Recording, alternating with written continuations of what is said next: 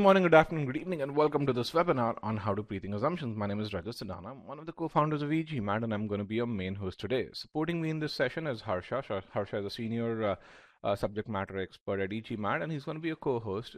We also have Sandeep, who's a senior strategy expert, and he's going to be a co-host as well. In this webinar, we're going to talk about how to prethink assumptions. Prethinking is a core skill that you need to learn to master GMAT critical reasoning. It's probably one of the most important core skills when it comes to critical reasoning, and it applies not just to critical reasoning but also to reading comprehension as well.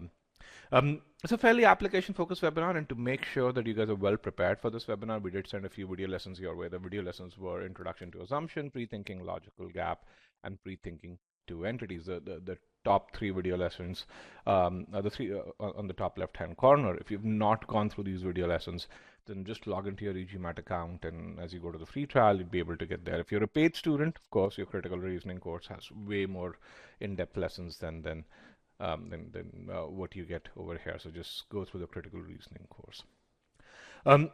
We also have some upcoming free sessions. We have, as a part of our MBA Analytical, we have a session on Stanford MX versus MBA. We have Vijay Raghunathan, who's going to talk about why did he chose MSX versus going for an MBA degree at Stanford GSB. This session is on 13th of April. This is a part of our MBA Analytical, but eighth session, I think the eighth session of the MBA Analytical series over there.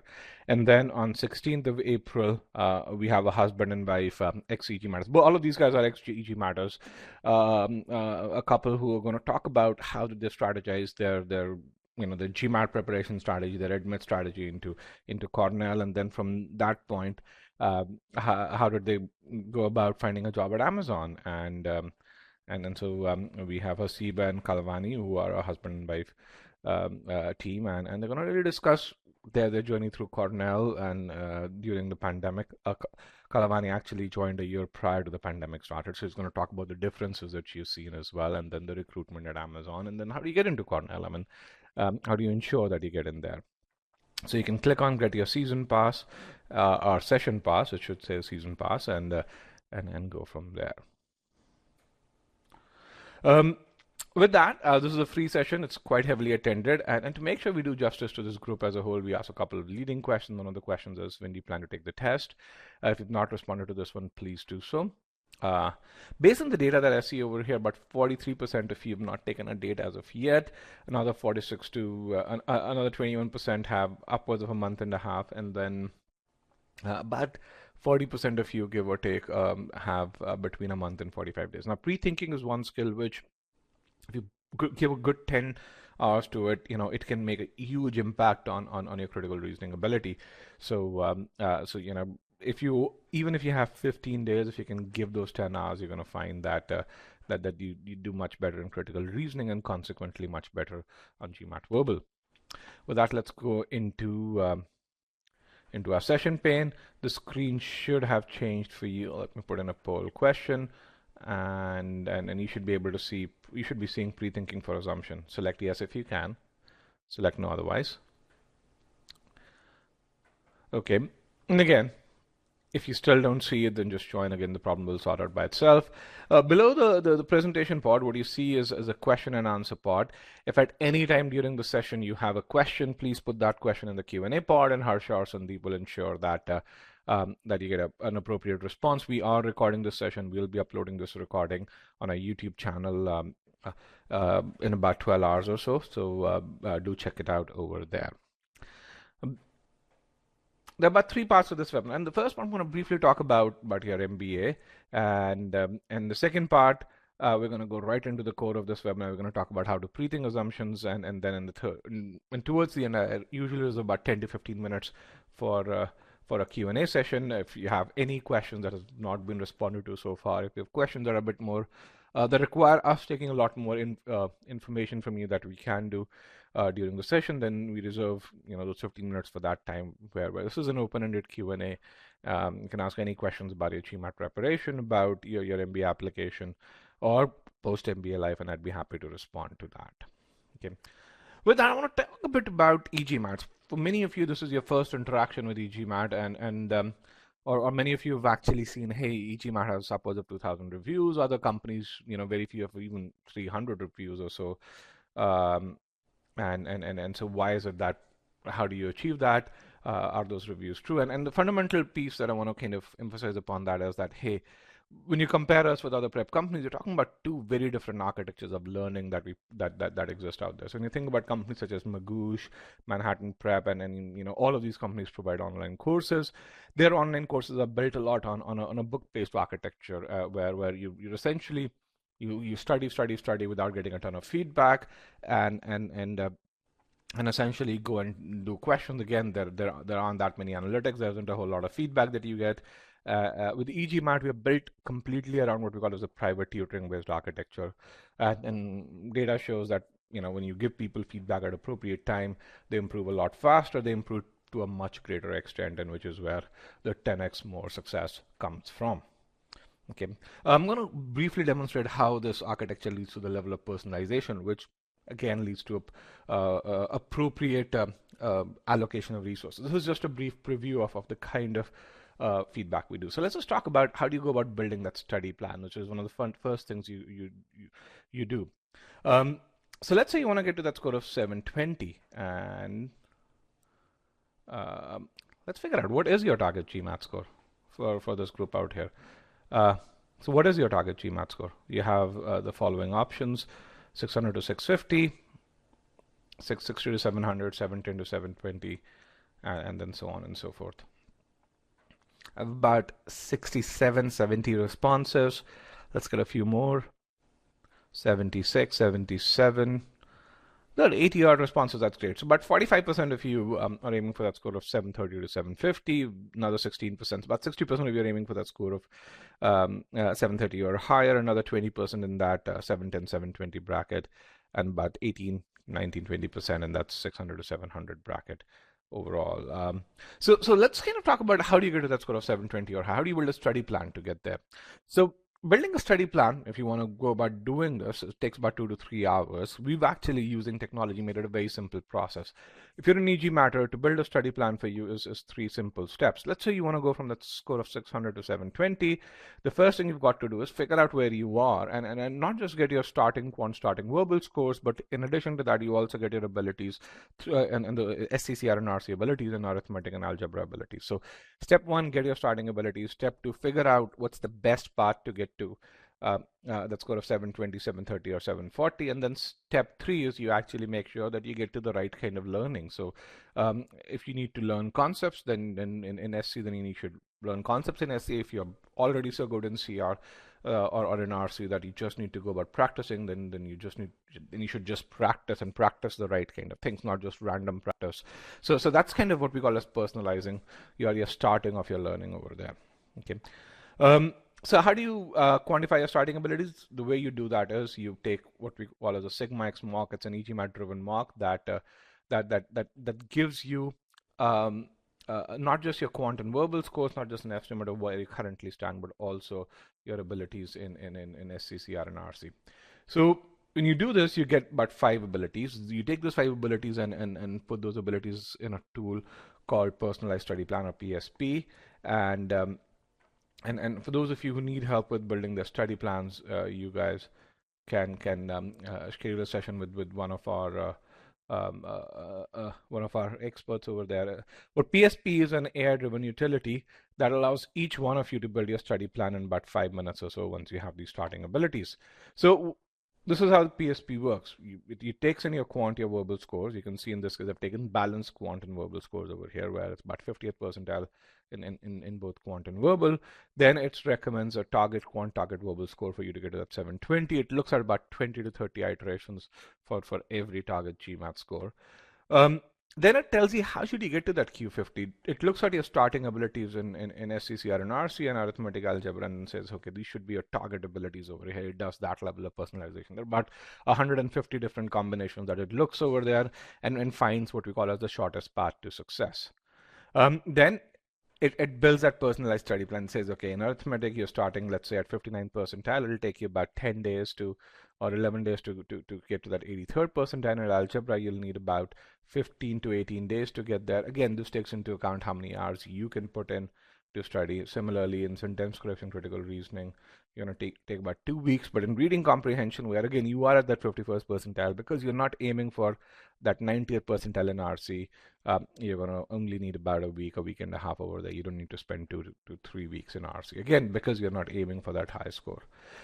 So you get your starting abilities, you get your target milestones, you get how much time you need to spend over there, depending on, again, this is dynamic. It's calculated based on how many hours you can put in during the weekday, during the weekend. And then it also gives you a sequence of execution. It says, hey, start with arithmetic first, then algebra, and then move on to SCCR and RC over there. Let's just do one thing. Okay. So again, if you need help with your study plan, click on this GMAT study plan link. It can help each one of you build your personalized study plan.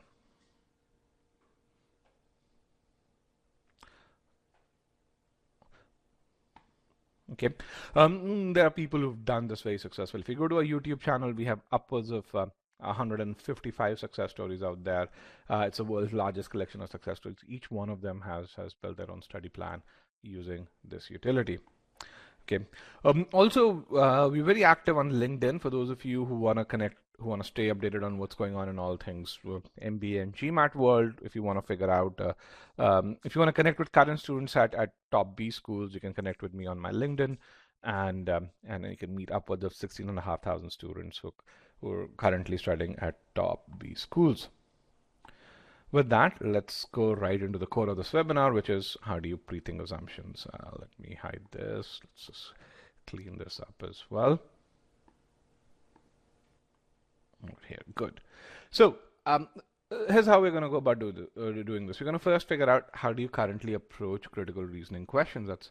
And then we're going to talk about pre-thinking. What is pre-thinking? How should one go about doing pre-thinking? And then we're going to solve 2 full-length questions again to figure out how to do pre-thinking. Oh, sorry, we're going to do 3 arguments. Where we're going to figure out how to do pre-thinking. This is going to be like a test run, and then we're going to solve 2 difficult questions, questions that probably are the most challenging official questions in the context of assumptions, and we're going to apply pre-thinking to that. We're going to do these questions as a quiz, and then we're going to do a detailed review. What you're going to really see, again, not all of you may be able to solve those questions correctly, and that's okay. But what you will see is once you start applying pre-thinking, questions that seem super, super complex start to look very simple. We'll emphasize on applying that negation test as well, and then we'll look at what should you do next. I mean, how can you become a skilled pre-thinker, and where can you get more practice? Where can you get more learning? Essentially, where should you focus your time and energy on in the next 5 days or so? Okay. So at a very high level, we're going to document how you prepare today. Then we're going to figure out what's important to master pre-thinking, and then we'll look at how can you become a skilled pre-thinker. So let's figure out your current approach to solving CR questions. So let's define what is pre-thinking. And the reason I want to do that is because even though this term has existed in the GMAT world for a very long time, people actually abuse it. People don't define it properly. A lot of people think pre-thinking is predicting the answer. No, pre-thinking is not predicting the answer. Pre-thinking is understanding the author's logic that he uses to arrive at the conclusion, or in very precise terms, pre-thinking is thinking of one potential assumption in your mind in about 15 seconds before you look at the answer choices. An argument can have multiple assumptions. Some of the questions that you will solve here, they will have about 2, 3, 4 correct assumptions. Your goal is not to figure out each one of those assumptions. Your goal is to figure out just one of those assumptions. Why? Because if you can figure out one of those assumptions, you can actually understand the author's logic. Once you can understand the author's logic, if in the answer choices you see another assumption, you'd be able to select it right away. We were the first company to precisely define pre-thinking. Now there are other companies that use this definition. But again, just make sure you understand that pre-thinking is not the same as predicting the answer. Your goal is not to figure out, hey, what's the answer that's going to be there in the answer choices? Although, but half the time it will be, but that's not what we are trying to achieve. Okay. So there are 2 ways in which people solve CR questions today. One is they read the argument, then they look at the answer choices, and they come back to the argument and do that back and forth till they reach a final candidate. The second is they read the argument, pre-think the assumption, and then look at the answer choices, and they come back only when needed. So which methodology do you guys follow today while solving questions? Is it methodology 1, where you do the back and forth between the argument and the answer choices till you reach that final candidate, or is it methodology 2? Let's get a few more responses here. About 155 students here in the webinar. Let's get at least 80 responses. I have 55, 60 responses, 62 responses, and as soon as I get 80, I'm going to broadcast results. I have 79, 81 responses. Let's broadcast results. 82, about half and half over here. Half the people use the pre-thinking approach, the other half do not. So my goal over here would be, those of you who do use pre-thinking, I want to make you more skilled pre-thinkers. Those of you who do not use pre-thinking, I want you to get you guys into that realm of pre-thinking. I want to motivate you to try pre-thinking. Give it a shot. Now, pre-thinking is just pre-thinking is not a silver bullet. There are certain other core skills that you need to have to be able to do pre-thinking well. These are foundational skills that you need regardless of the approach that you need. The first and probably the most important skill when it comes to GMAT critical reasoning is the ability to visualize. And when I say visualize, in CR questions, you're going to find a ton of comparisons. In CR questions, you're going to find a lot of modifiers. A lot of people, when reading CR arguments, especially when reading conclusions, just read through them. They don't, spend time to kind of focus on those comparisons. They don't spend time to look at and appreciate those modifiers. They don't spend time to visualize. If you have some numbers over there, take a couple of cases just to really figure out what the author is saying in the conclusion. And that's when they don't do it. And then they come to the answer choices, they draw a blank. So one of the most important skills you need to have when it comes to async critical reasoning is to visualize the conclusion in your own words, and do the same thing with answer choices. The answer choices are just as important, especially if you have looked at 5 answer choices and you say, okay, these 2 are good candidates, one of them could be an answer, then please visualize those answer choices independently before asking, can it be my correct answer? Okay. That's the first thing. And if you don't do this, if you don't spend that extra effort to visualize, I want you to start doing that right away. Okay. The second thing is link that conclusion to the other pieces of information in the argument. In the argument, you have 3 pieces of information other than the conclusion. You have the context, which the author uses to set the stage. You have the premises, which support the conclusion, and you have the anti-premises that go against the conclusion. Make sure you classify each and every statement into one of these 3 categories, other than, of course, the main conclusion, which of course is there. And then build what we call as the logical structure, or the logic that the author uses to arrive at the conclusion. And then the third piece, once you have these 2 in place, then frankly, formulating this piece, the falsification question, which helps you do pre-thinking, is actually very, very simple. That's probably the simplest step over there. The more difficult steps are to visualize and to understand or to build that logic that the author uses. And then again, when I say more difficult, it's a comparative term. Overall, it's very, very simple if you follow a process. It's not rocket science, as I would say, but it requires a certain degree of effort. So with that, let's kind of figure out what an assumption is. And to do that, I'm going to give you this very simple argument, an argument that's very close to your heart. I want you to read this argument, and I'm going to put in a short answer pod. I want you to tell me, what do you think an assumption is over here? I'm going to remove broadcast results. You can type your answers and press enter, and I'm going to get those answers. And once I have about 20 responses, I'm going to broadcast results. So here's the argument. Joe scored 500 on the GMAT, and the conclusion is, therefore, he will not get admission in an Ivy League college. What does the author assume over here?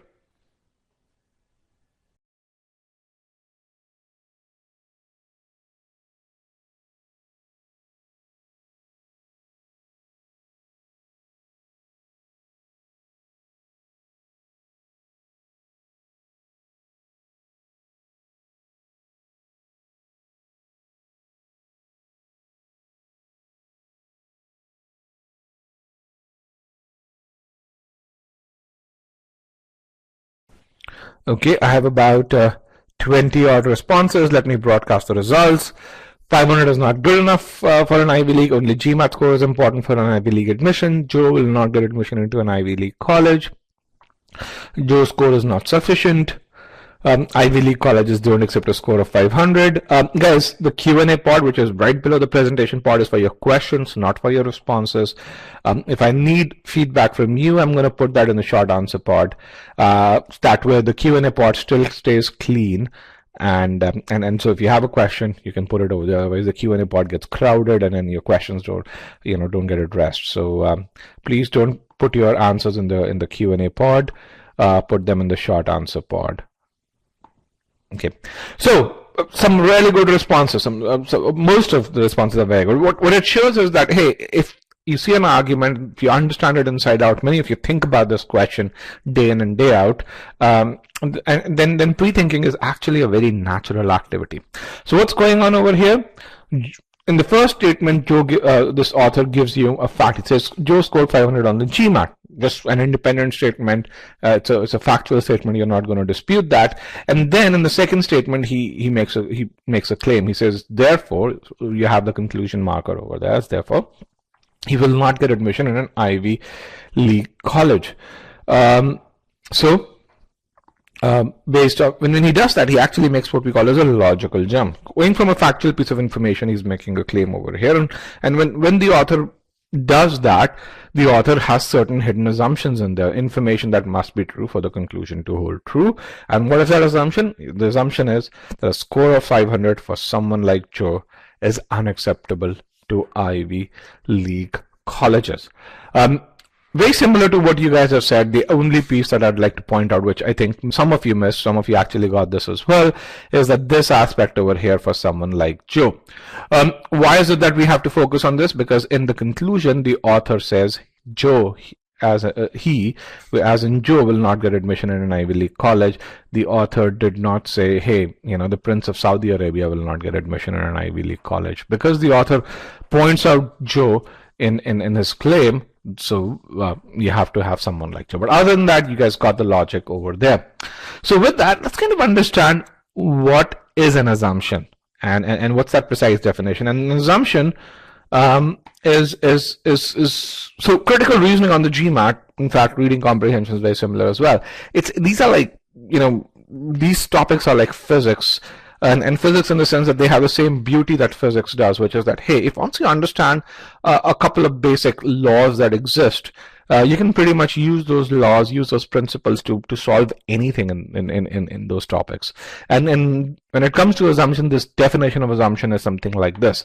What is an assumption? It's an unstated idea that must be true for the conclusion to be valid. Okay. That's really important.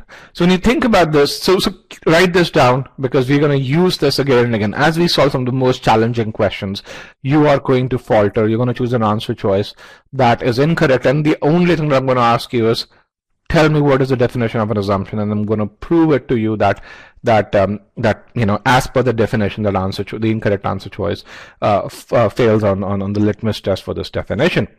Here is a piece over here. Someone said the assumption is a logical gap between premise and conclusion. Yes, it is a logical gap between premise and conclusion, but every logical gap between premise and conclusion is not an assumption.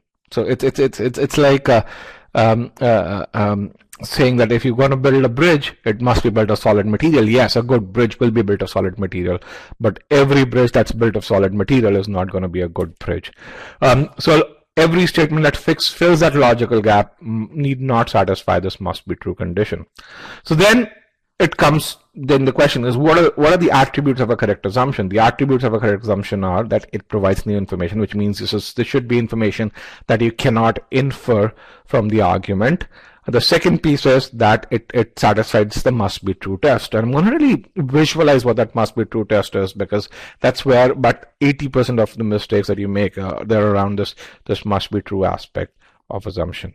Okay, so let's kind of try and visualize what is this must be true. And to do that, let's kind of look at this house. Think of this house as your argument, where the roof is the conclusion, and you have these three pillars over here, where each one of them are premises that make the roof stronger. Now, while each one of these premises make the roof stronger, each one of them may not be what we call as must be true statements, which means that, hey, you probably can remove this pillar and then the roof will probably still be okay. It will still stay upright.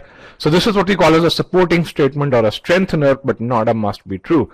But probably the only statement that is must be true, or that prevents the conclusion or the roof from caving in, is that middle pillar, and this is what we call as an essential pillar or an MB2 statement, and this is what an assumption is.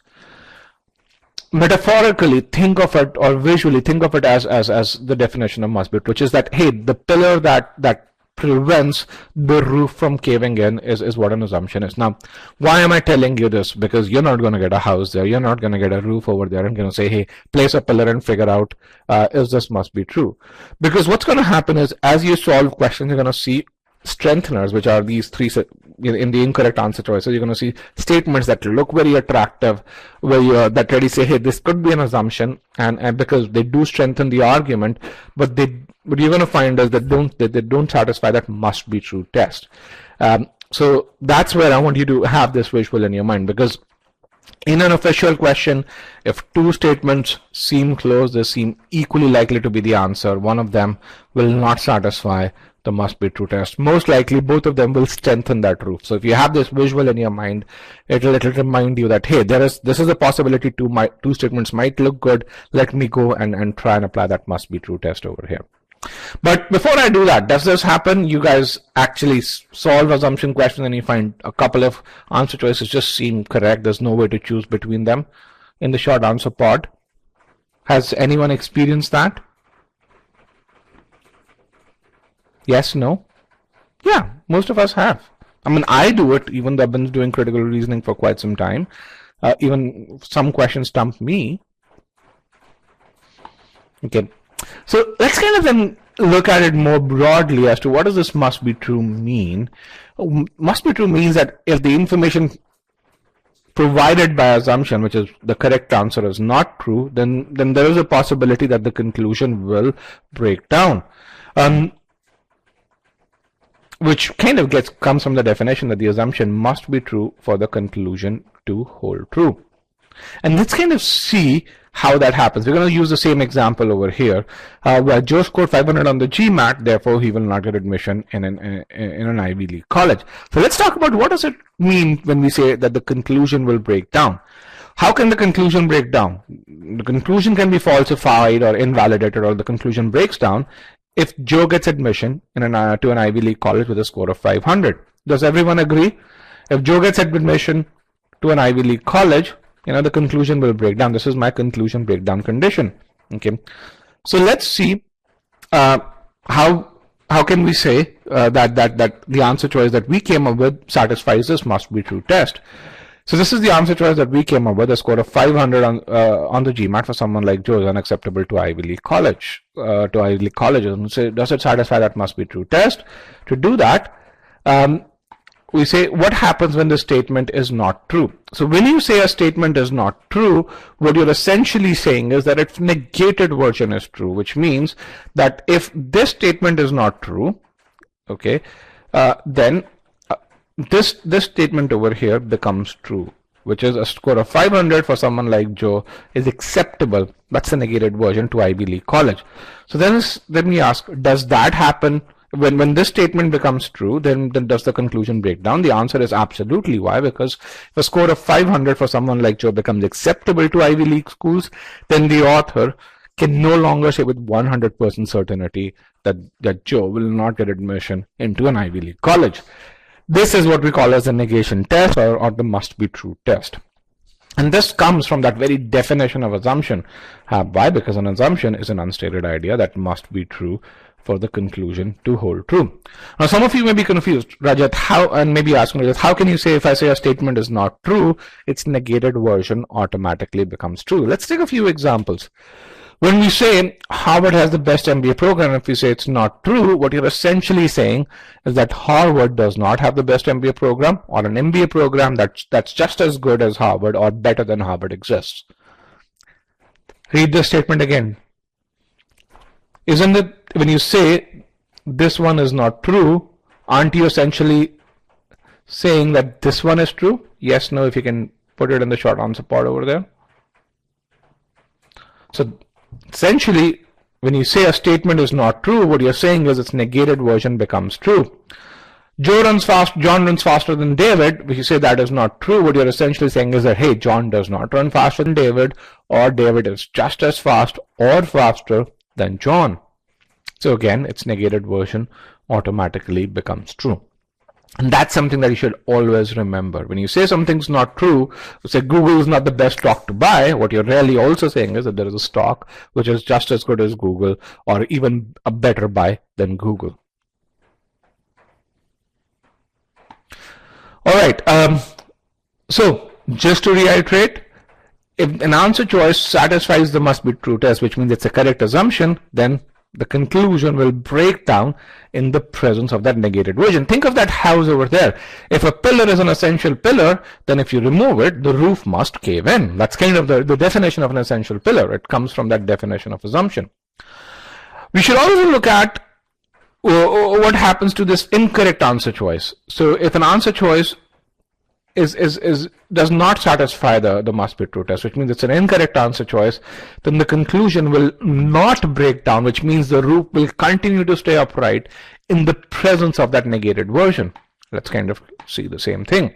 Same argument, and let's take this answer choice. A score of 500 on the GMAT is not a good score. Let's look at this over here and say, is that a must be true? So, or the same question, will the conclusion break down, which means will Joe get admission if the statement to the left is no longer true? So if the statement is no longer true, then its negated instance becomes true, which means a score of 500 now becomes a good score. Does Joe get admission if the score of 500 becomes a good score? Absolutely not. Why? Because in my claim, the author is no longer saying that Joe will not get admission in an Ivy League college because that score of 500 is a good score. No, he's not saying that.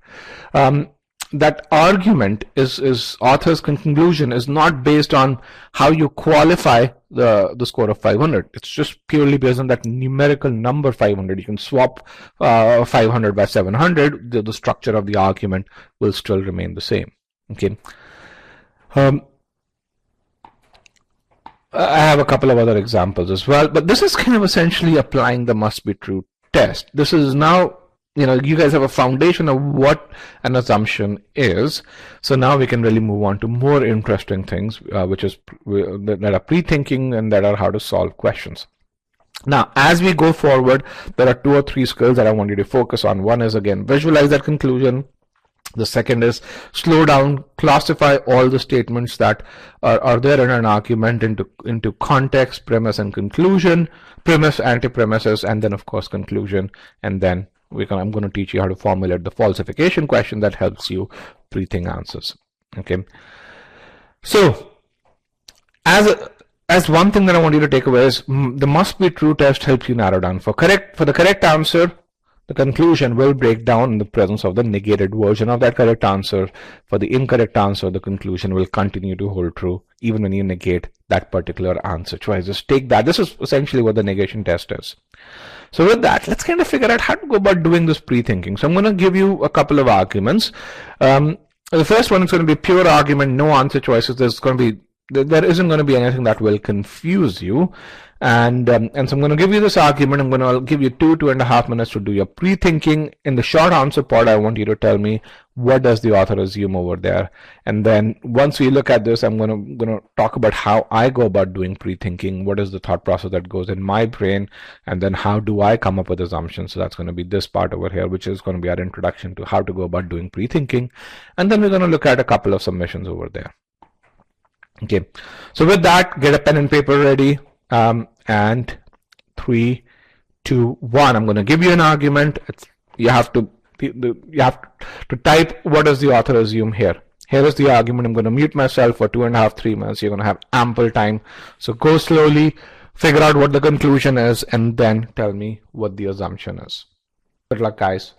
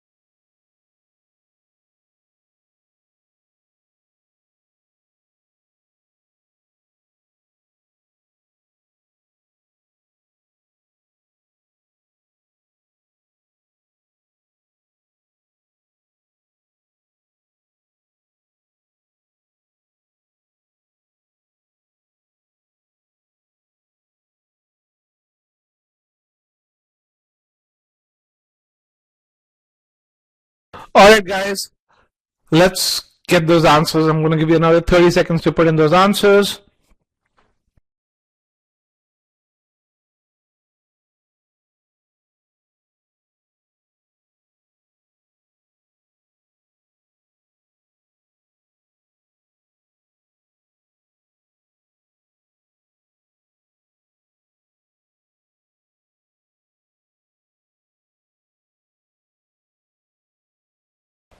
Three, two, and one. So let me broadcast results. So some interesting responses. Technical professors focus more on research than on teaching. More research-focused lecturers receive tenure as compared to teaching-focused ones. Okay, very interesting. If the criteria for rewarding tenure faculty and full-time lecturers is the same, the conclusion breaks down. Very interesting answer. Due to research, experience professors enhance student learning ability. Again, it's very interesting. So a lot of you have putting answers. I want to appreciate you guys for putting in the effort over there. Pre-thinking, when you do it for the first time, can be very daunting, because you suddenly have a blank canvas that's been given to you, and you're being asked, hey, what's the logic that the author's using, and what is it that the author's missing when it comes to that logic, and so trying to do pre-thinking is a huge step in the right direction. So I want to congratulate you. Some of your responses some of you've gotten absolutely the correct response, but 80% of responses are kind of not even talking about the same thing that the conclusion's talking about. So let's see how we go about doing this, and I want to make sure that at the end of this, each one of you can do this in a very systematic way, where it doesn't seem like voodoo magic. It seems like a process where it says, if I follow these steps, I should be able to get to the correct answer. So the first step that we have to do is figure out which statement is the conclusion and visualize this. Okay. The second step is understand the logic, the reasoning that the author is using to make that conclusion seem logical over here. That's why we call it the logical structure.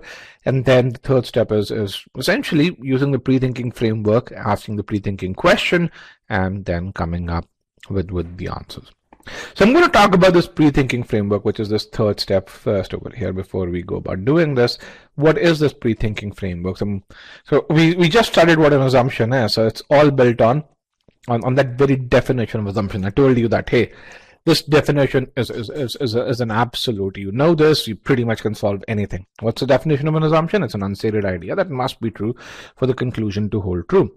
Now, because this idea must be true, what it means is that, hey, without an assumption, a conclusion will break down. Why? Because the assumption's job is to prevent the conclusion from breaking down. If you again visualize that house, visualize the roof, their essential pillar's job is to prevent that roof from caving in, which means without the assumption, the conclusion will break down, the roof will cave in. So if you want to figure out what an assumption is, figure out where is my conclusion breaking down. Or in the same way, if you want to figure out where to put a pillar in your house, figure out where the roof is caving in and put a pillar over there. So the way to figure out assumptions is we need to figure out where does my conclusion break down given the information, given the facts and the argument. Okay, so let's do this. So my pre-thinking question that I have to ask is, under what circumstances, given the facts and the argument, will my conclusion break down? Write this question down, because for every question for every argument that we look at, we're going to ask the same question, which is, under what circumstances, given the facts and the argument, will the conclusion break down? This is going to be the exact question that we will ask. Okay, so here is our argument, and what I've done is I've divided this argument into 3 different statements. I want you to tell me which statement is the main conclusion here. Now, the poll that I'm going to give you, it's going to be a 4-statement poll, because I reuse this poll going in another question, but only consider the first 3 options because this argument only has 3 statements. So which statement, according to you, is the main conclusion? Let's get about 40 or 50 responses at least. We have about 150 students here. So let's see.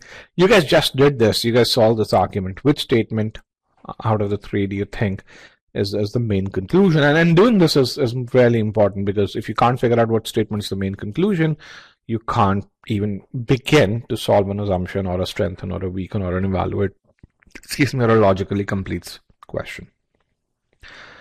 3, 2, and 1. I have about 84 responses right now. Let me end the poll over here. And one of the things I want to tell you guys is, you are here, you're spending your time. The best way to get the most out of this webinar is to participate, because when you participate, you get feedback as to what you know and what you don't know. And that feedback helps you build in your brain an improvement plan. So let me broadcast the results over here, and you can see we clearly have what we call as a divided jury. We have about 45% of you consider statement 2 to be the main conclusion, and statement 2 is the correct answer. That is the main conclusion. That's the piece that the author wants you to take away from this argument, which is that the difference between professors in the tenure system and other full-time lecturers has to do with the reward system for the former.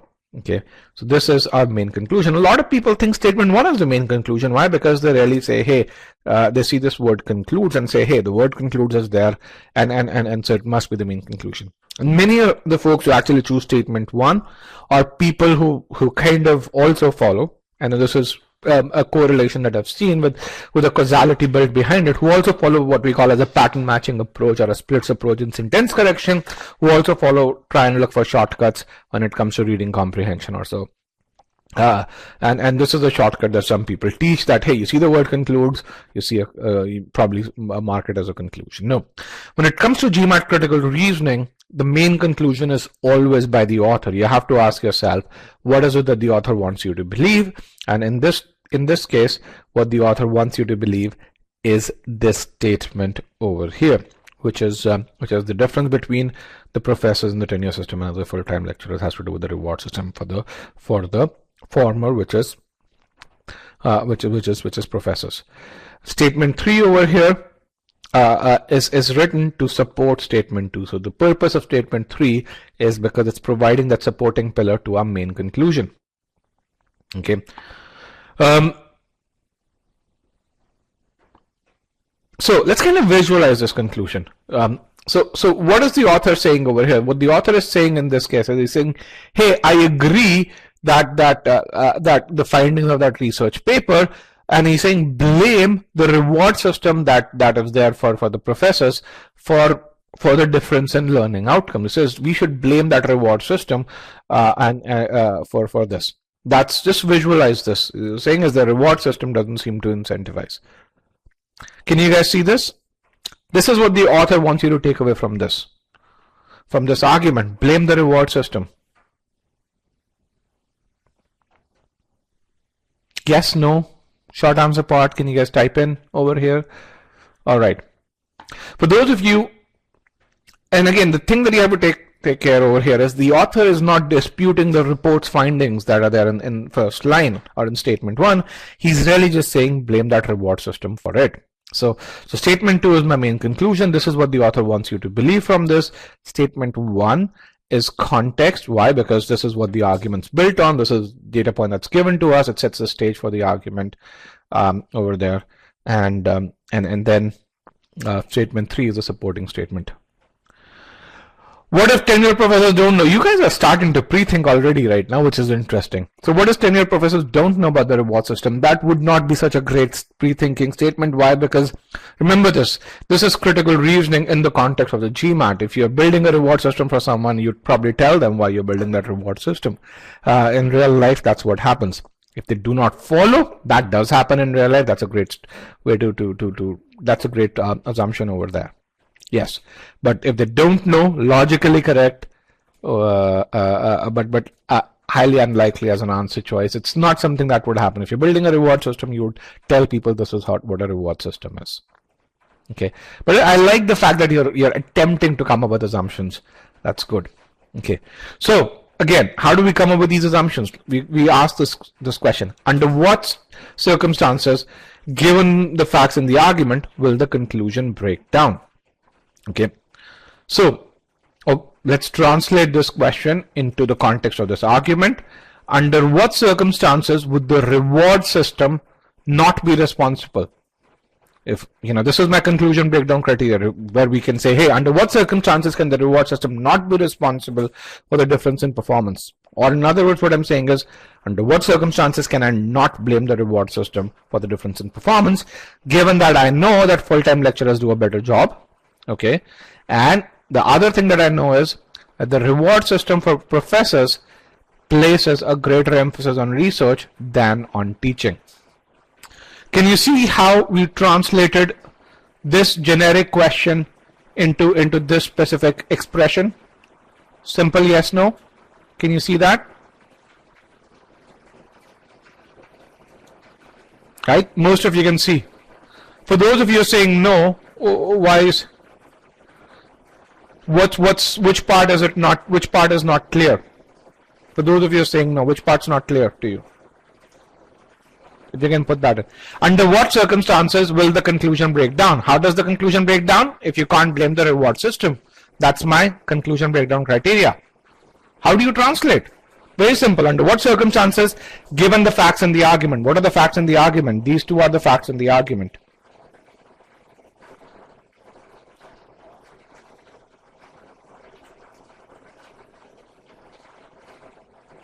Yes. For those of you who can't translate this, you probably have difficulty translating statements into these pieces too, that what's context, what's supporting statement. Am I correct? For those of you who can't really say, okay, how did you build that question? You can't really say, why would you call this statement context? Why would you call this statement a supporting statement? Am I correct? Please, yeah. So then you don't know the foundation of what an argument is, or and in that case, I would recommend you go to a free trial, please. This is way more advanced for you, but for most of you, you guys get it. What is statement one? Statement one is a data point where the author is saying there's a published paper that has concluded that tenured professors are those on their way to tenure. So let's group one. This is tenured professors are those on their way to tenure. Enhance student learning less. So then another group. This is a comparison. Then full-time lecturers is okay. So let's kind of go with this. I like how your imagination is going right now. This is, you guys are, many of you are coming right on the money. So the question we are asking is, under what circumstances or conditions will the reward system not cause a difference between these two entities, tenured professors and non-tenured professors, given that reward system for tenured professors places greater emphasis on research. So what are the circumstances? As some of you have come out, if non-tenured professors have the same reward system, then you can't blame the reward system. Okay, if non-tenured professors have the same reward system, or if most people don't act as per the reward system.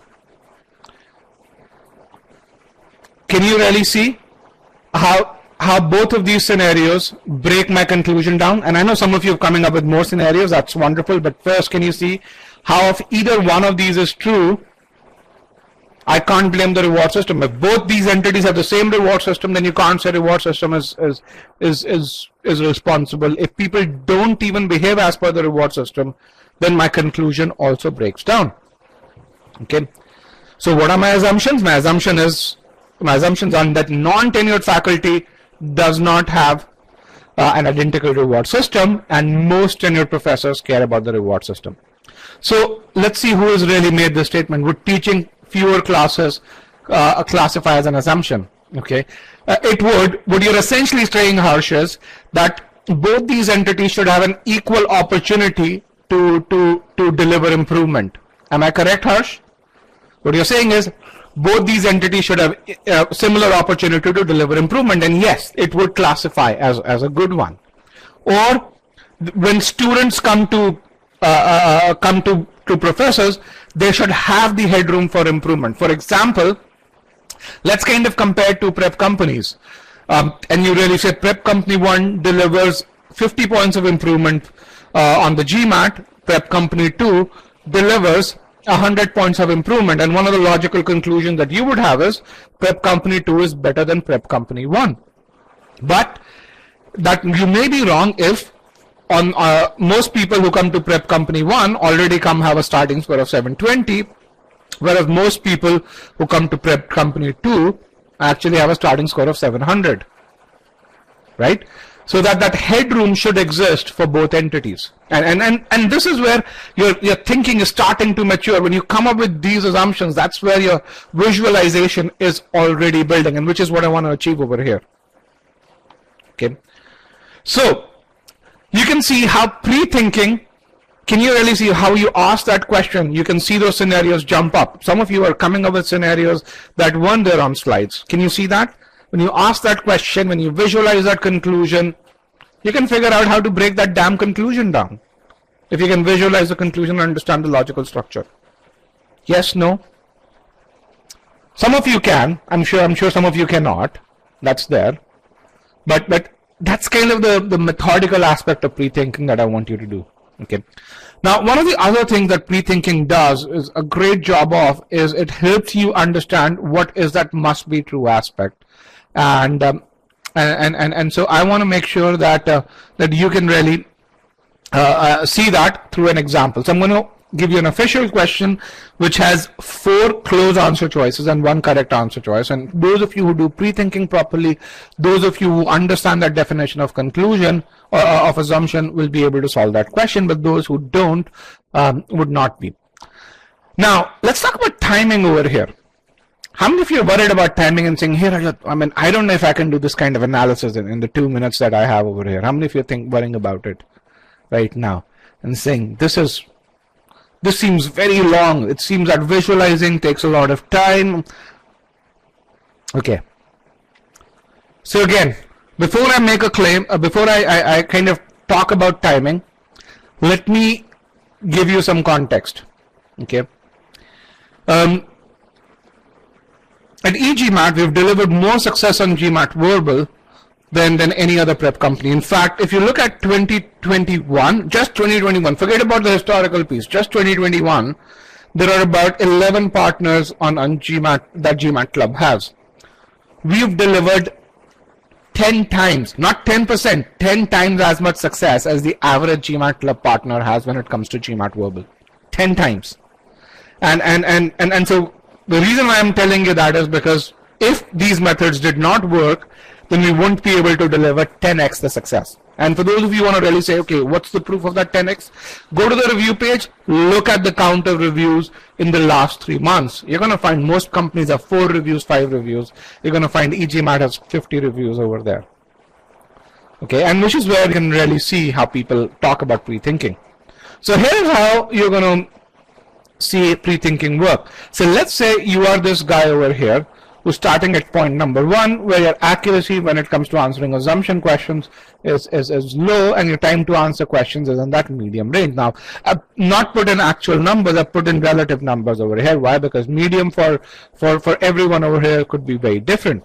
Okay, so what's the first thing that's going to happen? When you start pre-thinking, your accuracy will improve because you're doing that visualization, but your time to answer questions will also improve. It will also go up. And at that point, you'll be like this guy over here. You'll be saying, hey man, why the hell am I doing this? I already worry about timing when it comes to critical reasoning. This would be the time when your brain will tell you, give up on critical reasoning. Do not do that. For those of you who continue to basically believe in pre-thinking, will continue to get better, and a time will come, you know, depending on how diligent you are, where your accuracy, of course, will continue to go up. You'll continue to get better, but your time to answer questions would go below number 1. You can see over here, the more you go on the right on the x-axis, the longer you take.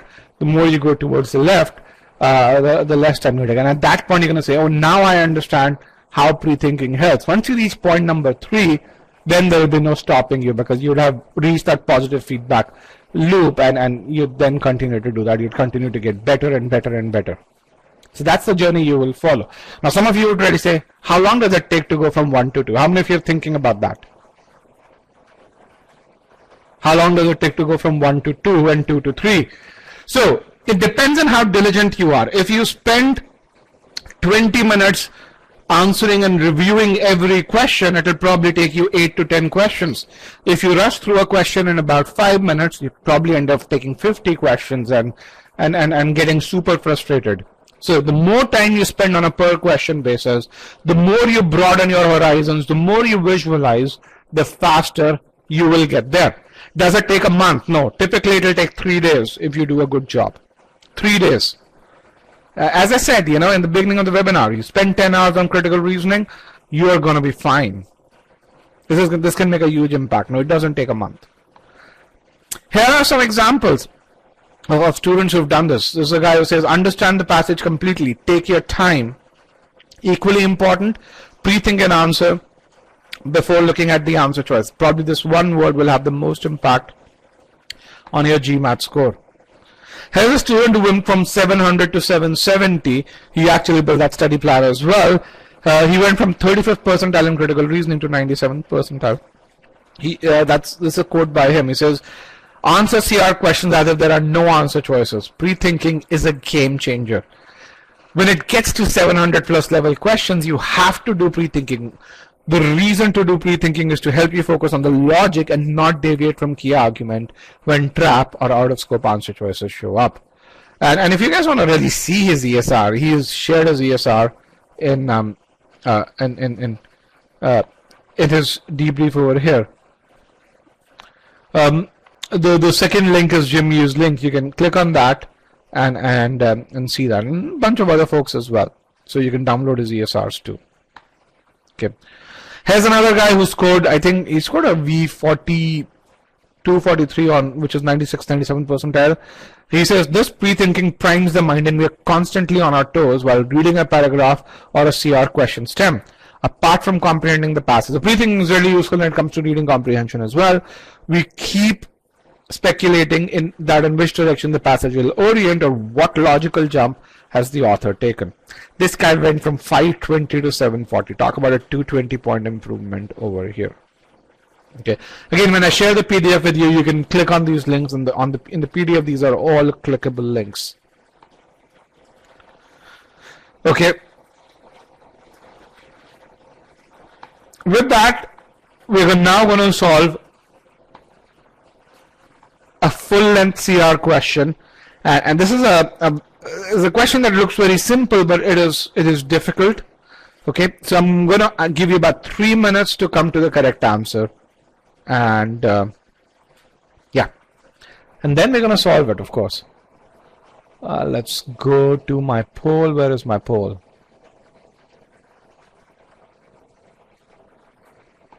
Here is my poll. Let me remove broadcast results. Let me reopen the poll, and here is the argument. Take 3 minutes. Select the correct option.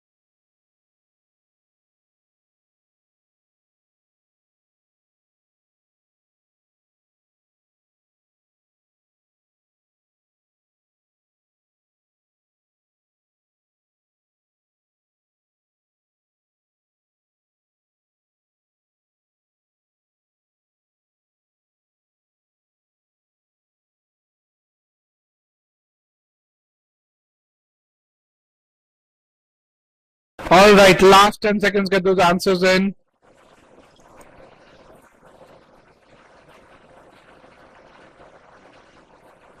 5, 4, 3, 2. Come on, guys. Let's get to at least 90 responses. And 1.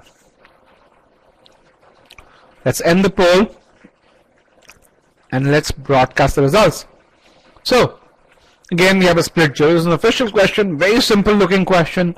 About 40% of you chose choice E, 34% chose choice B. We have a few folks who chose choices C and D. And then we have about 10% of you chosen choice A as well.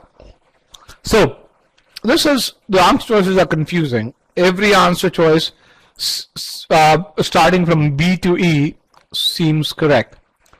Am I right? You know, every answer choice seems tempting. B seems tempting, E seems tempting, C seems tempting, as does D. The only one that I would say is not tempting is probably choice A over there.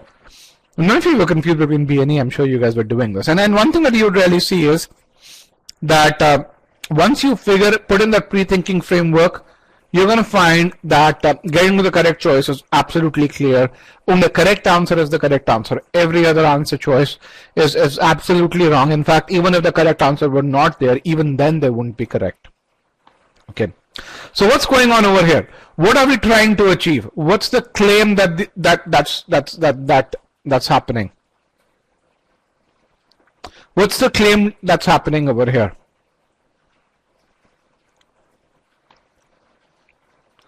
What's the claim?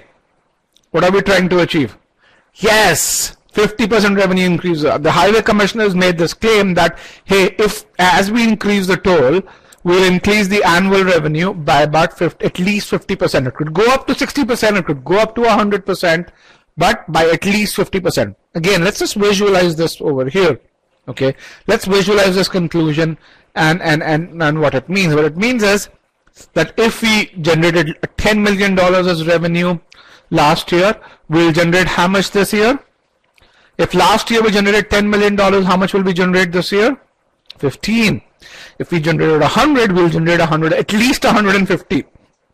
It could be 160, it could be 170, but at a bare minimum, it's going to be 150 if it was 100, or if it were 10, then it will be 15 or 16 or 17, but the bare minimum is 15, or as someone of you, as the more mathematically inclined folks say, greater than or equal to 15. But one thing that I'll tell you in critical reasoning is a lot of people think, hey, when it comes to these number-based questions, people who are good with math have an advantage. I would say when it comes to difficult number-based questions, if you try doing the math, you're going to waste a ton of time. GMAT CR does not require that you do math. It requires that you do logic. Okay. So, given the information in the argument, how do we estimate annual revenue? What's the formula that we're going to use to estimate? What's the logical combination that we're going to use? I shouldn't use the word formula. But what's the logical combination that we will use to estimate annual revenue generated? Yes! The guy who said the second piece. Annual revenue will be toll per mile. We are given that we charge on a per mile basis, 10 cents per mile. So it will be toll per mile into the total number of toll miles. Okay. It will be toll per mile into the total number of toll miles. Can everyone see this? Very simple formula. We were charging 10 cents per mile last year. Now we're going to charge at least, we're going to charge 15. Okay. And times the total number of miles that are driven during the year. Okay. Now, the same pre-thinking question let's ask. Under what circumstances, given the facts and the argument, will the conclusion break down? Which means, under what circumstances would the annual revenue not increase by 50%, provided that the toll per mile will go up by 50%. We are given that as a fact, that this entity will go up by 50%. What's the only condition then that remains? We've already written it down, that the total, what's the only, no? Where do you see trips here? the total distance goes down. Do you see any trips here in this? Do you see any trips here? In our pre-thinking, do you see any trips? Where do you see the word trips on this slide? No. Then why would you say trips? What you see is the total number of toll miles, which you can translate to distance, but you can't translate to trips, or the average length of a trip. Again, pre-thinking. If the total number of miles, that number goes down, then we have a problem. But other than that, if the total number of miles remains the same, we don't have a problem. If the total number of miles go up, we don't have a problem. Does everyone agree? Is it clear? Is that clear? If the total number of toll miles go down, that's there. And some of you are saying this is very similar to the house analogy. Yes, it is. Okay, so the only way this conclusion breaks down is if the total number of miles decreases, which means the assumption is that the total number of miles do not go down.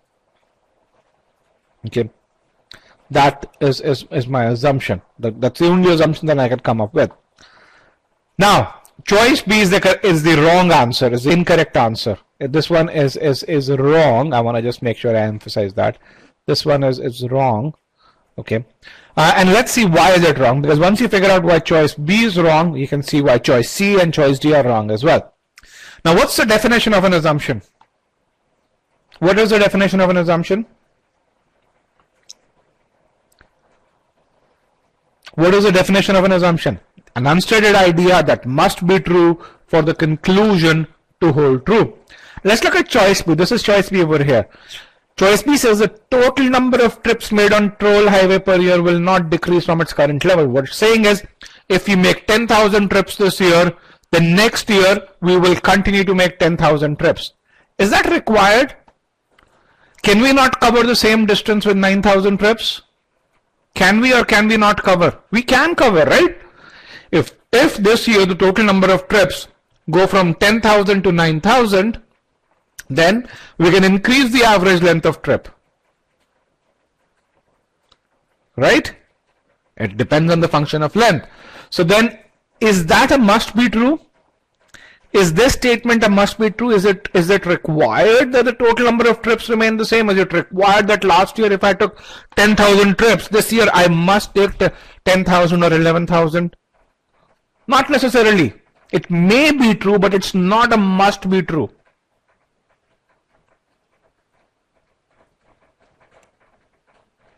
Okay. How does a toll plaza change miles? Because a toll road is a 100 miles road, 100, hypothetically speaking, 100 mile long. Some of you may take 10 mile long trips, others may take 50 mile long, some of you may take the entire length of the toll mile. Right? Remember, you're charging on cents per mile. So, for those of you who chose choice B, can you see why choice B is wrong? Can you see the must be true aspect of an assumption?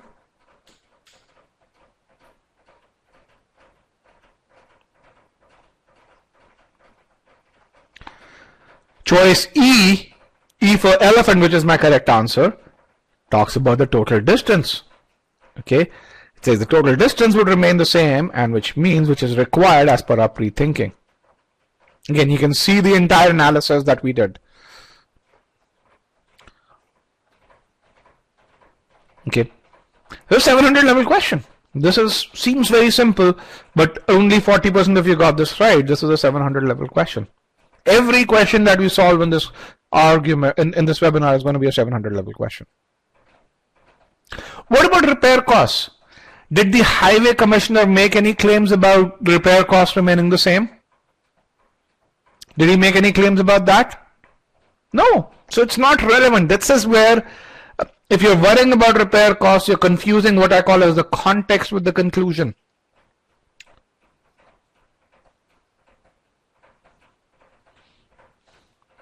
Why is C incorrect? Let's kind of see. Choice C is there. Average length of a trip. So what again, whenever you see an answer choice, translate it and visualize it. What it's saying is, hypothetically speaking, if last year the average length of trip was 20 miles, this year it's going to be the same. Okay, is it required? What if the average length of trip goes from 20 to 15? What can compensate for shorter trips? What can number of trips? Yes. So in that case, the number of trips can go up. So is it required that the average length of trip remains the same? No, it's not required. Right? Both of them combined make an impact, but choice B or choice C independently do not make an they don't satisfy the must be true. Now, for those of you who are a bit more advanced, choice B, choice C, and choice D, all three of them are good strengtheners. Why? Because they make you believe in the conclusion more. Okay, but they are not assumptions. All of them fill a logical gap, but they do not satisfy the must be true criteria. And that's the difference between an assumption and a strengthener. B, C, and D, all good strengtheners, but not assumptions. Okay. Again, guys, questions, Q&A pod. That way you guys get it answered, please. All right. With that, let's now change gears and we're going to solve a few more challenging questions. But before that, I want to kind of remind you, I don't know if the slots are still available, by the way, so forgive me if the slots are not available, but if you don't have a study plan, make sure you get that study plan. I'm going to share that link with you over here. As you do this, you'll get to this page where you can see what the kind of issues you're facing. You can see how we've helped folks solve those issues, and then you'll get a bunch of questions, and accordingly you'll get assigned a strategy expert who will help you create that study plan and address those concerns. When should you give a mock test, Priyanka? I'd say give a mock test before you start so that you have a baseline. It doesn't matter that you haven't studied for some time. That's okay. If you're an e-GMAT student, you should have this already. You have unlimited use to PSP. And so if you don't have a study plan, reach out to level 2 strategy experts or on your support account. The other piece that I want you to do is make sure you attend those onboarding sessions. Okay. With that,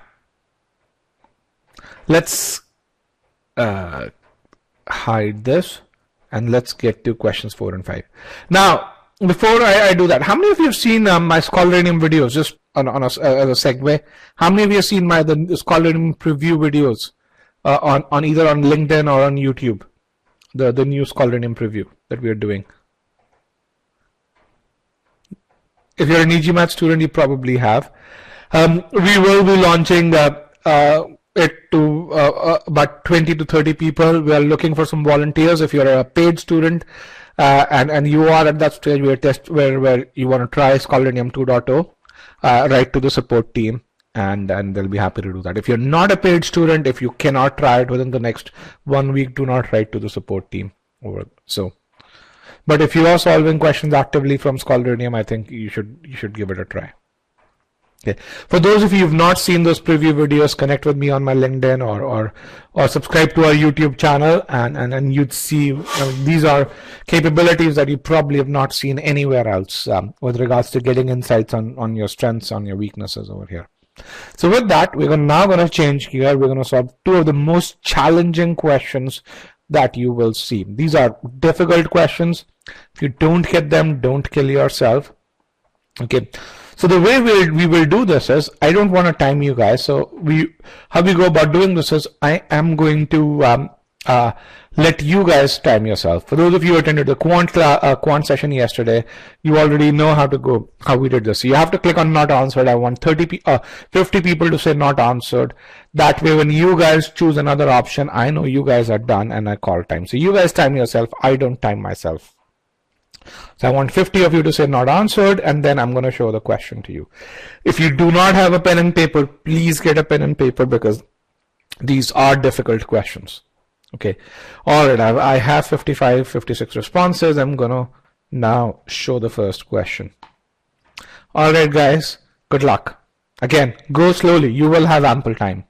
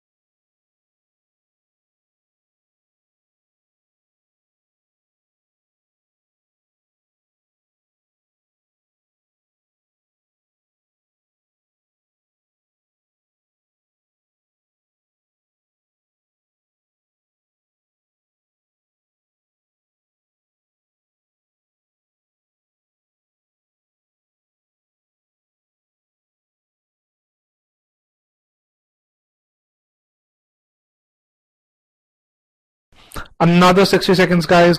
Start to get those responses in.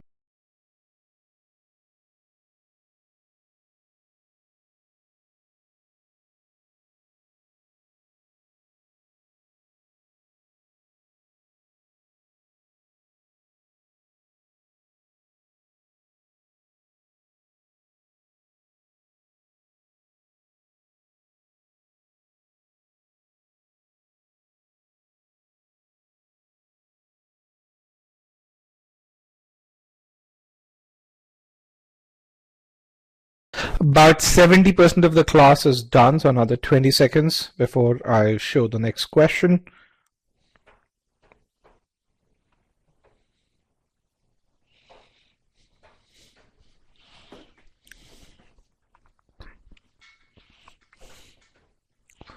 Five, 4, 3, 2, and 1. Let me end the poll. I'm going to broadcast the results. Here's how you guys polled. Choice D for Delta, was the most popular choice. Choice B was the next most popular choice. And then it was choice A. And then there were quite a few people who chose choice C as well. The only choice which wasn't as popular is choice E. Let's take the next one here. I'm going to take Shelby will refuse. Again, I want you to select not answered. I want about 50 of you to select not answered. 45, 47, 48, 49, 50. Let me remove broadcast results. Here is our next question, and then we're going to discuss both these questions. Okay, good luck, guys. This is not as difficult as the prior one. But again, follow the same process. Go slow. Okay.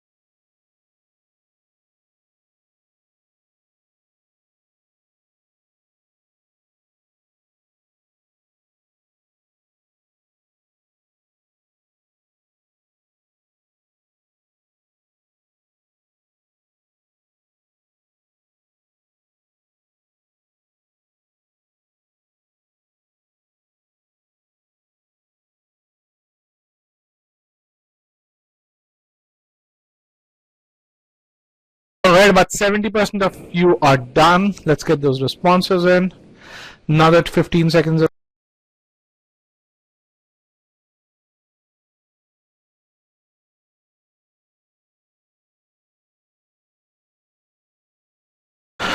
5, 4, 3, 2, and 1.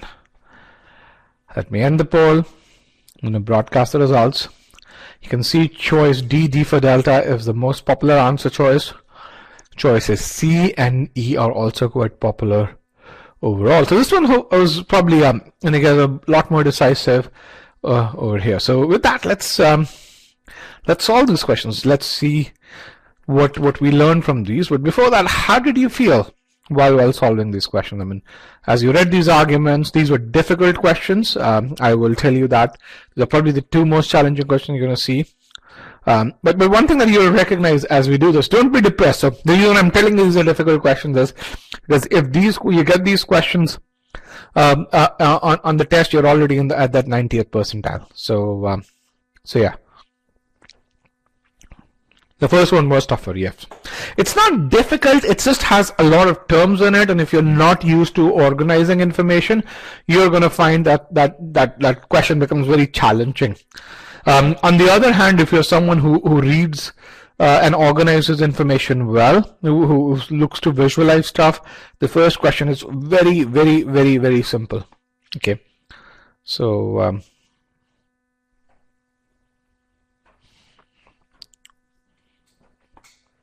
so let's look at this, how we go about doing this. We're going to do the first question. So we're going to focus on the conclusion. First, the number of Verlanders, or V's, let's call them V's, Wordlanders, because it's really a tongue twister in many ways. A number of V's receiving special program information probably did not increase significantly between 94 and 96. So this is an old question. It's an old official question. You see the timeline's very old over here. We're talking about radios, which, you know, when most people don't listen to today. But the logic and the information architecture in this is beautiful.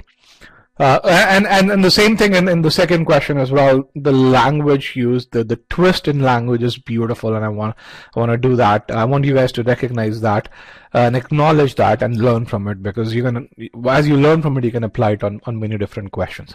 So let's visualize this conclusion. What this conclusion is saying is that, you know, let's say 1 million people receive special program information in 94, then about 1 million people received special program information in 96. If it were 1,000 in 94, that number is still about 1,000. It can go up 1020, it can go down 1020, but it won't go down, you know, 30%. It can go down 1020 as a count. It can go down up or down by 1 to 2%, but not 20%, 30%, nothing significant. Okay, that's the first piece. The second piece is we are concerned with this piece only. Special program information. The conclusion is only concerned about special program information. The conclusion is not concerned about non-special programming or regular programming. Okay, is that clear to everyone? The two aspects. The third thing is we are only concerned with the V's, the number of Verlanders. There are 3 aspects to this conclusion. For those of your e-GMAT SC students, you know the aspects piece is you've got to read a conclusion with an SC hat. You have to extract all the aspects out of it. So aspect 1, it only worries about Verlanders. It doesn't worry about people who are outside of Verland or V. The second thing is it only is concerned about them receiving special program information, not anything which is non-special, not regular programming. And the third thing is the delta is between 94 and 96. We're not trying to compare it against 93. We're not trying to compare it against 97. We are not trying to compare it against 95. These 3 things, keep them in your mind, because if you just keep them in your mind, you could have rejected 3 answer choices right away without reading anything else in the argument. So let's now look at the structure of this argument. You have the statement as the main conclusion. Now, what does the author say that? Why? Because the number of RDS equipped radios, which are the radios that people have in their houses, that people listen to, that kind of remain the same. If there were 1 million radios in 94, there were about 1 million in 96. If there were 1,000 in 94, there were 1,000 in 96. Visualize statements. Now, what has changed between 94 and 96? The number of transmitting towers, which is where the programs are broadcasted from, that number has gone from 250 to 600. So that's gone up quite a bit. It's more than doubled. So that's really important. The number of transmitting towers has gone up quite a bit. Now you can see that between statements 2 and 3 there's a word however. What does however indicate, guys? What emotion does however indicate? Contrast, or two statements going against each other. Okay, some sort of an opposition, and you can read that from there. So if statement 2 goes against statement 3, and it does, why? Because you'd see that if the number of transmitting towers have gone up, then you should see more people with radios, but that hasn't happened. And we know that statement 3 supports the main conclusion. Then what can you say about statement 2? Does it support the main conclusion? Does it make the main conclusion more believable or less believable? What does it do? It's a fact, yes. Does it make it more believable? It makes it less believable, right? It goes against the conclusion. Okay. And then statement 1 gives you a certain kind of context. It says that, hey, it's a special property of RDS radios and receivers. What it says is, to receive that special program information that the conclusion talks about, you need to have two things. You need to have a radio tower, or you need to be in the presence of a radio tower that has the RDS technology, and you need to have a radio set that can receive RDS technology. So you need both the things. You need a transmitting tower, and you need the corresponding technology in the receiving radio. The context part, is that clear? That you need this at both ends. Is that clear? Yes, no? All right. So this is my logical structure. Same statements over here. The context says to receive RDS programming, you need RDS radios and you need the transmitting tower. So that part is actually missing. My fault here. Between 94 and 96, the number of radios remain the same. There were 1,000,000 in 94, there are 1,000,000 in 96. There were 1,000 in 94, there are 1,000 in 96. But the number of transmitting stations, that kind of more than doubled. Based on this, the author is saying that, hey, the number of people who receive RDS programming, I call it RDS programming rather than special program information, that number remains the same. Okay. So, same falsification question. Under what circumstances will there be a significant addition to the number of people receiving RDS programming, given that we have very few additional radios and we have a lot more transmitting stations? What are some of the scenarios in which I can really say, here, author, you are wrong. You're absolutely wrong because of this. Tell me a scenario in which we'll have more people receiving that RDS programming. Yes, statement part 1, radios are shared. Can you give me an example of radios are shared? Can you translate that into an actual scenario where radios are shared? Or multiple people using one radio? Community, yes, if you start putting them in community centers, if you start putting the radios in Starbucks, and people are listening to it. So that's one scenario. Yes, radios are shared. That's good.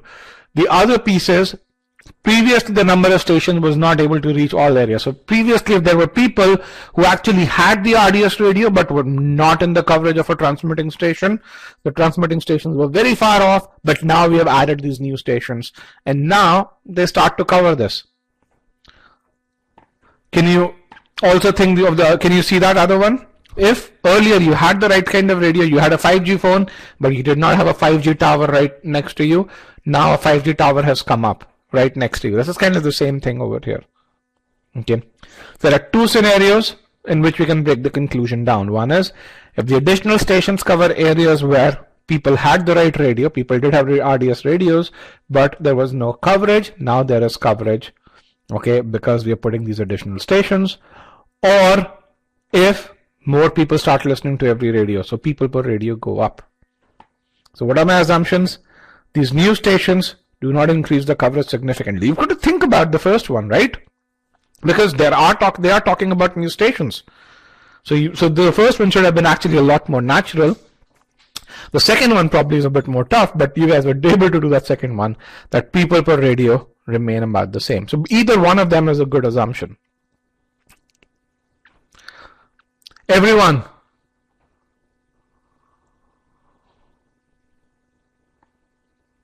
Yes, that must be true. Yes, so earlier, these radios were just at home. Now half the radios are put in Starbucks.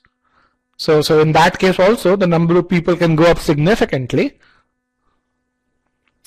Both of them, can you see how, can you first of all see the scenarios? If either one of them is true, this part, the conclusion will break down. If the new stations now cover areas where people had the right kind of radio but were not covered earlier, or if people per radio go, let's say, from 2 per radio in 94 to 6 per radio in 96. I want to see a few more yeses, guys. All right, perfect. Okay, let's get into our answer choice analysis. I'm going to show the poll over here. RDS technologies. Here is the poll for RDS technologies. 19% of you chose choice A. Choice A for Apple is my correct answer. You guys chose choice B, choice D, and choice C. Quite a lot of these choices are very popular, and I'm going to prove to you why these are wrong. So let's look at why choice A is correct and why choice B, C, and D are incorrect. So choice A says, it's a very convoluted choice. Choice A says, few if any of the RDS stations that began broadcasting after 94. What are the RDS stations that began broadcasting after 94? Which are the RDS stations that we are talking about when we talk about stations after 94? The new ones, yes, right? The new stations. So few if any broadcast to people with RDS equipped radios living in areas not reached by previous stations. Okay, so what this is saying is few if any, the simplification of few if any is almost none of audio stations that began broadcasting after 94 are the new radio stations, the 250 to 600, as the guys have said, broadcast to people. Let's start with just this segment here. Broadcast to people living in areas not previously reached. If you look at this, what this is, we can translate this as to increase the range of RDS programming. So, okay, so can you see the three parts over here? Few if any is almost none. The second part is RDS radio stations that began broadcasting after 94. They are the new radio stations. Broadcast to people living in areas having the right radio but were not previously reached means increasing the coverage. Yes, option language is convoluted. That's why you need to simplify, translate and simplify. Can you see the simplification here? Almost none of the new radio stations increase the coverage of RDS programming. Yes, no. Look at this once again. This is a key skill to core skill. Simplify. First translate and then simplify before you put it in context of the argument. Okay. So let's see. Let's do the must be true test over here. This is our correct answer. If you negate this, you say at least some. The negation of almost none is at least some of the new radio stations increase coverage. If the new radio stations increase coverage, if the new radio stations broadcast to people who had the right kind of radio but could not receive RDS programming in 94, but now they can receive RDS programming in 96, then as an author, I can't say these new stations did not increase.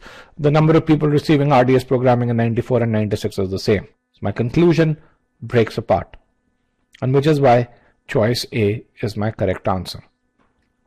Okay, if the new radio stations reach out to new people, can't say the same thing between 94 and 96. Can't say so that's choice A. Let's now look at choice B or choice C or choice D over here.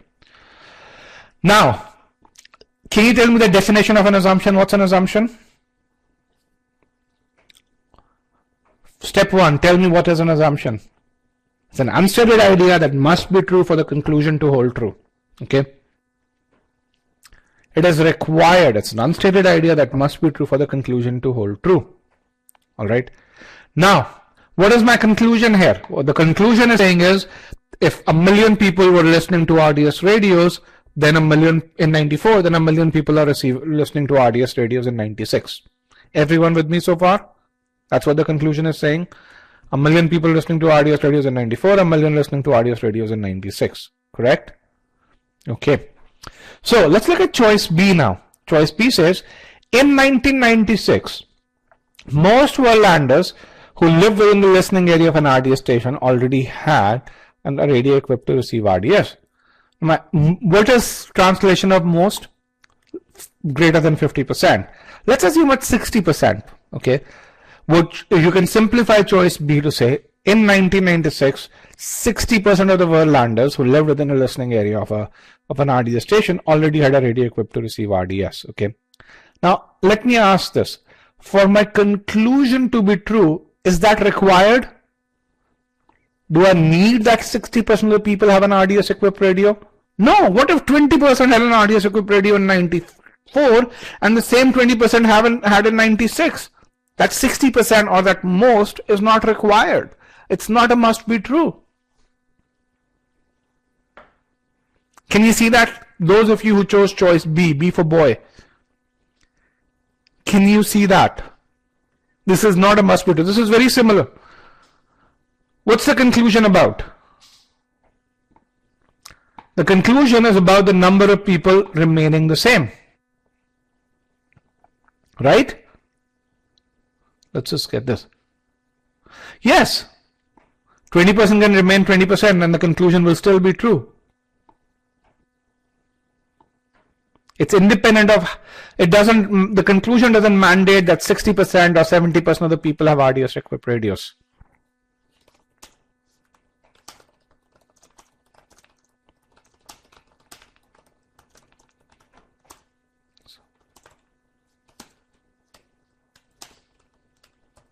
Let me just type it out.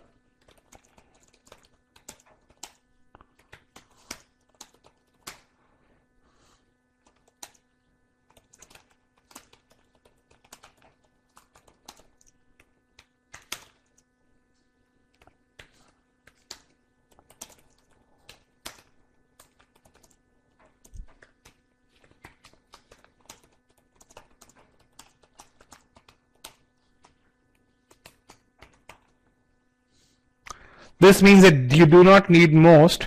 That's important.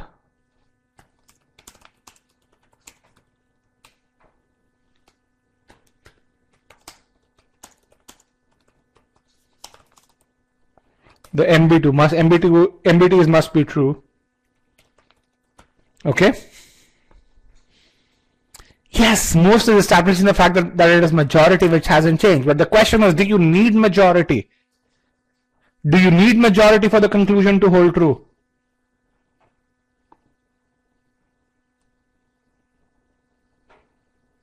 No, you don't.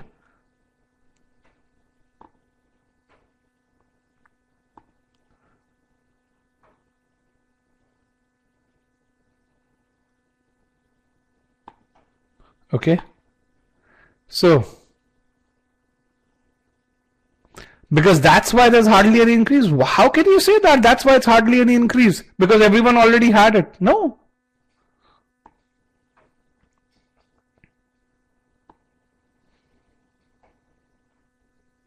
How many of you have bought a Nokia phone off late? How many of you bought a Nokia phone? None, right? So does it mean everyone has a Nokia phone because there hasn't been an increase in the number of Nokia phones sold? Does it mean that everyone has a Nokia phone, that's why there hasn't been an increase in the number of Nokia phones sold? There goes down your logic. Okay? So, there are two kinds of people here. One kind of people, one set of people is, one set thinks that, oh man, this is super difficult. How will I do it on the test? The other kind is saying, man, I learned a few new things today. They're worrying about learning and not worrying about how will I do it on the test. If you are the second kind, you will likely get a 750. If you are the first kind, you'll likely worry more and not get a 750. People who get to that 750 don't worry about timing. They worry about learning. The score is a natural outcome.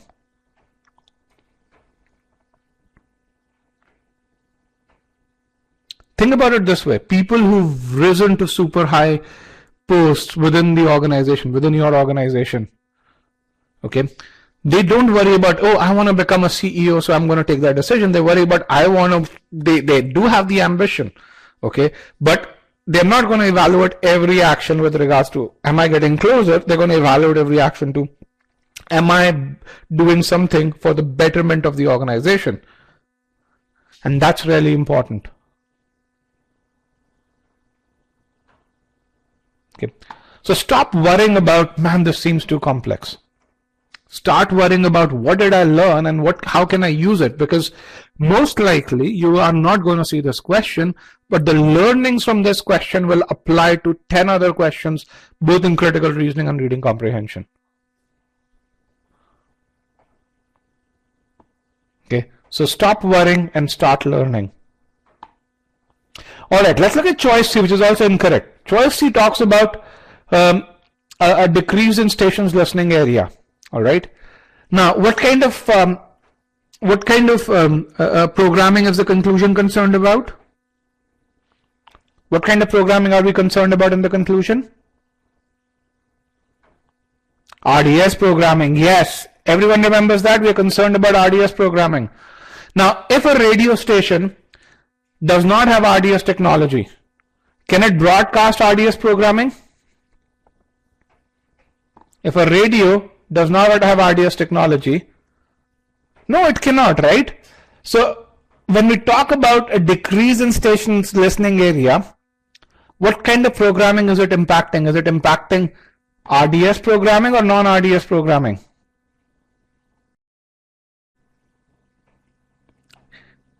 It's non-RDS programming, right? Because prior to adding RDS technology to a station, the range of RDS programming is zero. It can't even broadcast RDS. A cell tower that doesn't have 5G technology has zero range for 5G. Think about it. Right? If this is talking about other programming, which is non-RDS programming, then I'm not concerned about it because my conclusion only worries about RDS programming. Is that clear? Choice C people. Is that clear? Okay. Let's look at choice D, super popular choice. And choice D is something you should have rejected had you read the conclusion properly. Choice D says, in 1996, Verlanders did not own radios equipped to receive RDS. Do we care about those people? Do I care about someone who doesn't own an RDS radio? Could not receive any programming. Do I care about any programming in my conclusion? No. What did I tell you when I talked about the three aspects that you had to extract from the conclusion?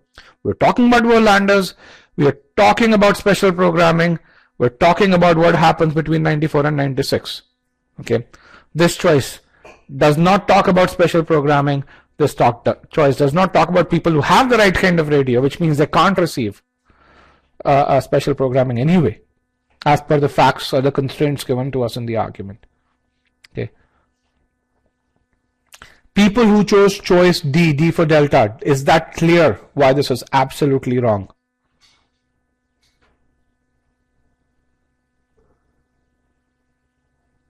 Okay. Again, visualize that conclusion, then visualize that answer choice and translate it to the context of our argument. Choice E talks about the kind of programming, no one cares about it. Alright, so what did you learn from this before we go to shall be well refuse? What did you learn from this solving or going through the explanation of this difficult question?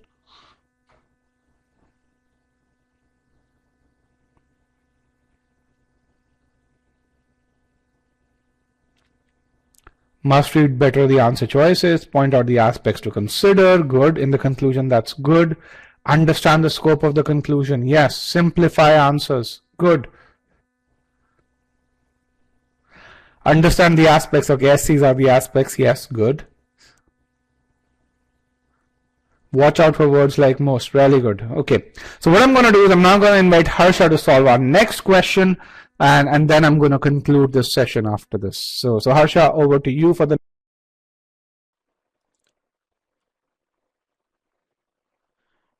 All right, so can you guys hear me? Let's do a quick sound check to ensure that you guys can hear me. Put a yes if you can hear me. Perfect. So as Rajat pointed out, the learnings from these two questions are very important. Keep in mind that whether it is RDS stations or whether it is Shelbyville, these are definitely on the difficult end of the spectrum. What's important is the learning. So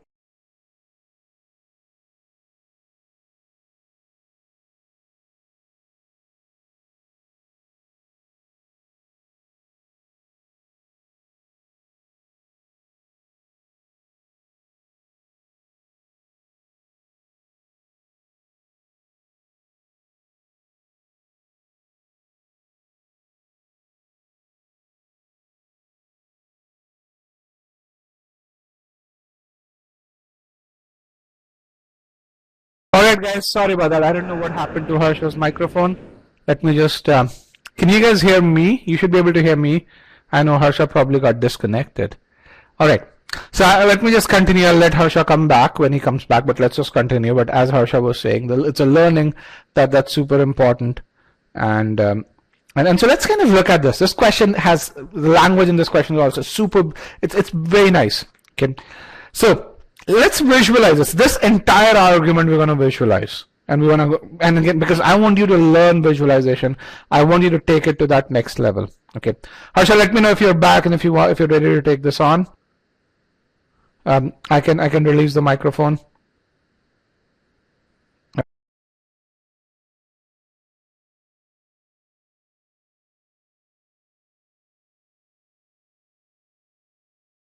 All right, I'm going to let Harsha take the microphone. Just hold on. Harsha, you should be able to take the microphone. Otherwise, I'm going to use it. Let's just wait for Harsha.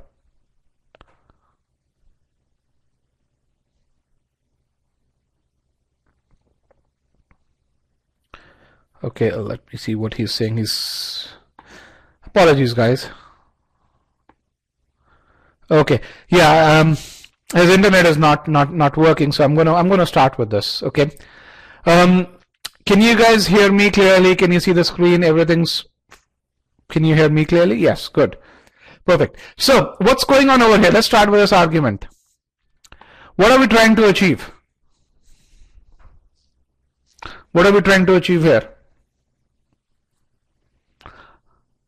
Reduce the amount of residual ash, right? Reduce the amount of residual ash to half of what it was last year,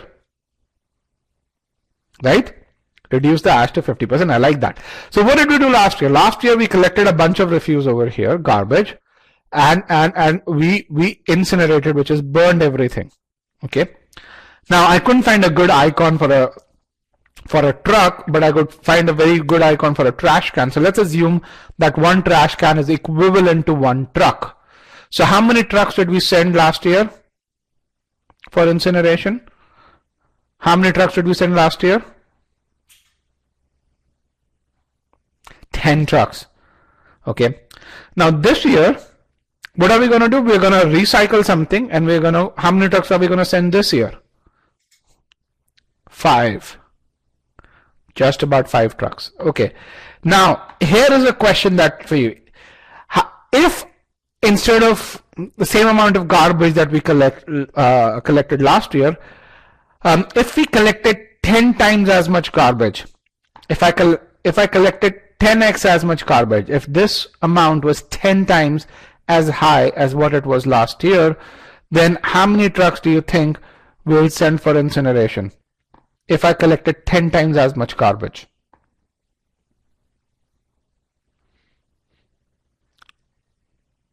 If I collected garbage equivalent to 100 trucks, how many trucks will I send for incineration this year?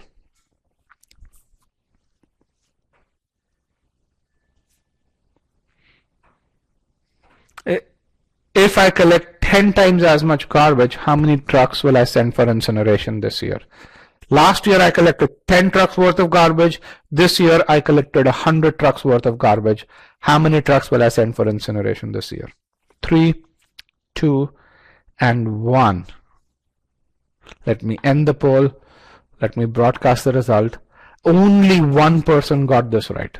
The correct answer is 5. Okay, and let's see why that is. And that's the beauty of language here. Let's look at this over here. This year, city services will separate for recycling enough refuse to reduce the number of truckloads to be incinerated to half of last year's number. So what the author is saying is, regardless of how much garbage I collect, if I sent 10 trucks last year, I'm only going to send 5 trucks, even if I collect 100 trucks worth of garbage. Read that line again, and can you see that? This year, the city services will separate for recycling enough refuse to reduce the number of truckloads to half of last year's number. Can you see that over here? Yes, no? Right? So even if I collect 10x as much refuse, I'm only going to give you 5 trucks. That's a constraint that's given to you by the argument. You can't go against it. Okay. So again, we do the same argument analysis over there. So I asked the pre-thinking question. Under what conditions will the ash generated be greater than 50% if I only get half as many trucks as what I got last year? Okay, and the only condition that exists is if ash per truckload goes up, right? If I'm only going to get 5 trucks, then how will I get more ash? The only way I can get more ash is if I stuff each truck so much that it generates a ton more ash, right? Is that clear? Yes, no? Yeah. So, what is my assumption? The ash per truckload has to be similar to or lower than what it was last year. That's all that is needed, because everything else I'm taking care of in the argument. This question, the logic was very simple. The language was beautiful, which is why people make mistakes. And if you understand this logic, you're going to find getting to the correct answer is very simple. Why? Because if you do this pre-thinking, nothing should confuse you. Let's see how you guys polled over here. Choice A and B were kind of not as popular, but C and D C and E were very popular. 20 and 19%. Only 43% of you chose choice D, which was the correct option. Choice A says, this year, no materials that city services could separate for recycling will be incinerated. This is an answer choice which satisfies the must be true test, but it is not a correct answer. Why? Because it does not provide any new information. You can infer this from the information given in the argument. Because it doesn't satisfy the new information test, it's not a correct assumption. Choice B, B for boy, talks about the cost. My conclusion is not concerned about the cost. That is, I can reject it right away. Choice C talks about the proportion of recyclable materials. Again, I'm not concerned. Why? Why am I not concerned? Why? Because I'm only going to send half as many truckloads. Doesn't matter if it has 20% recyclable or 90% recyclable. As long as I'm only getting half as many truckloads for incineration, it doesn't matter. Okay, this is very similar to, remember the highway miles question that we did some time back? Do you guys remember that? So in that question, we were talking about the cost of road repairs. In the conclusion, that didn't matter.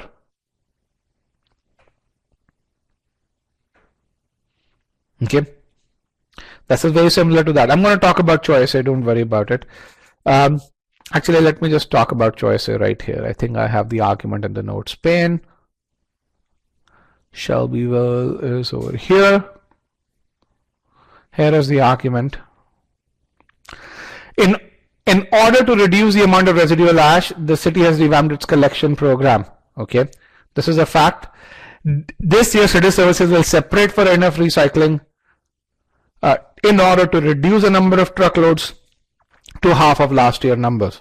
So if you're separating for recycling to reduce, then what's happening to the stuff that's being separated for recycling? Is it going for incineration? If you're separating stuff for recycling, then is it going for incineration? No, you can infer that. It's not stated, but it's inferable. Got it?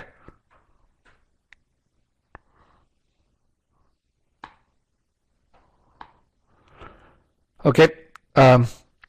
Proportion of recyclable material doesn't matter. Choice D, which is the correct answer, says the refuse incinerated this year will generate no more residual ash per truckload incinerated than did the refuse incinerated last year. It compares, it's a comparison, compares how much ash is generated per truckload this year versus last year, and it says it's not going to be greater, and which is in line with our pre-thinking. If you negate it, then you'd say refuse incinerated this year will generate more ash per truckload. If that's the case, then even with half as many truckloads, I'm going to generate more than half the amount of ash.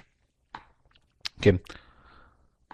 Choice E talks about the total quantity of refuse. Again, we don't care, because even if we have 10 times as much refuse, I'm still getting just five truckloads. That's been given to me. All right. Can you see why every other answer choice is wrong? You shouldn't even have to read any other answer choice if you did the pre-thinking right. Can you see that? Can I show you D once? Yes, here is choice D. You can get the PDF, you can see it.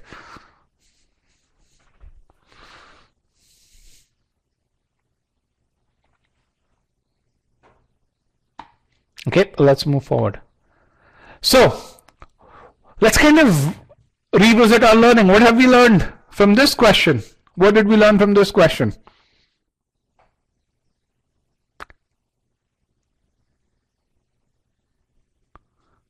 What have we learned from this question? Or I mean, it could be reinforcing what you've or what you learned from the prior question, but what have we learned? Pre-thinking is key, number one. What else is key? Read carefully and visualize. You know, when you say read carefully, a lot of people really think read slowly, read every word. They don't necessarily visualize. What I would say is read and visualize. Understand the constraints. Isolate from the conclusion from the question stem, and then perform pre-thinking. Good. I will tell you this, the slower you go when it comes to reading the argument, the more you visualize, the faster you solve the question.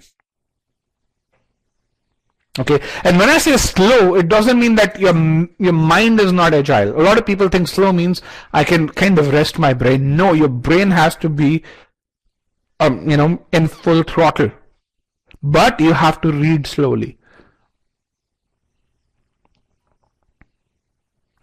Okay. So the thing that I want you to take away from this session is this is not rocket science. This is people do this. People who actually get to that 750 score do this, and they do this well. The key to doing this well is to be deliberate in approaching pre-thinking, to visualize. The other thing which is there is if you do pre-thinking, you're going to be super accurate, you're going to be super efficient. Why? Because you won't do back and forth between the argument and the answer choice, which is really important.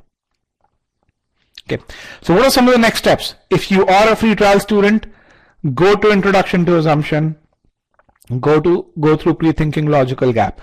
Each of these files has tracking built in. Each of these files gives you feedback. You can see this over here, the way Inference Practice 1 is evaluated. At e-GMAT, we don't believe in blind learning. We believe in giving you feedback every 20 minutes of your learning over here.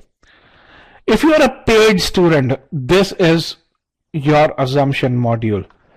You can see how it's divided. You learn the core concepts, you learn how to apply them, you actually learn how to do pre-thinking for every argument type.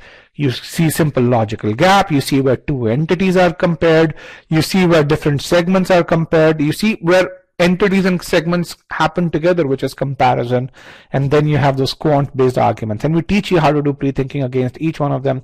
We give you your own personalized feedback over here. In each of these files. Each of these files is evaluated, and then you go through 2 application files over here, and then 2 practice files. So overall, just in the assumption module, you'll probably go through about 40-45 arguments over there, and you should be done with this. This is an architecture that's designed to ensure learning. It gives you more feedback than a private tutor will give you. We actually spend about 70% of our effort building technology that does this. A lot of people think that, hey, e-GMAT's about videos. No, those are important. The methodologies are important. The clarity is important, but the technology is more important. Why? Because each one of you is different. Each one of you has your own strengths and weaknesses, and technology ensures that personalized feedback. Okay, and so you learn concepts. You get feedback on concepts. If you don't, the feedback isn't good, then revise them right away. When you learn application, you get feedback on learning application. Again, revise right away. If your scores are low, it means you're not applying the method. And then you have qualifying exercises in every module. This is even before you do start practicing. Just to really tell you how comprehensive this is, you compare us to Manhattan GMAT CR, it's about 10x as many questions. Purely in terms of number of questions. Compare us to PowerScore, about 6.5x as many. If you add the quality of explanations that you're going to really see, that probably starts to become 20x or so. Now, this doesn't mean 20x more time. It actually is more efficient to get with us to get to that 90th percentile, because you get that personalized feedback over here. And you can watch some of these debriefs on our YouTube channel, where you have Anupriya, who actually went from a V32 to a V46, which is 99th percentile, in about 20 days or so. You can watch our interview. Karthik, who's someone from a physics background who felt CR is going to be very, very simple for him, scored a 570. He went from 570 to 740 in about 4 months over here. And you can see what he says is language has a way of manipulating your mind, and the GMAT is particularly good at using language to fool you, to make you think you got the right answer. Spend that extra 5 to 10 seconds in doing pre-thinking. So with that, start your pre-thinking journey. Again, if you're not subscribed to our YouTube channel, do that. We do run some competitions over there. We do give out e-GMAT accounts for a week or so free of charge. If you're subscribed to the YouTube channel, you'd see those questions being posted over there. So with that, here's how you can get that GMAT study plan. Let me give you the session PDF, and if you can give feedback on the session, that'd be really great. Here's the session PDF. Feedback on the session, I truly appreciate that, guys. And we also have the links to upcoming webinars over here. If you've not registered for the upcoming webinars,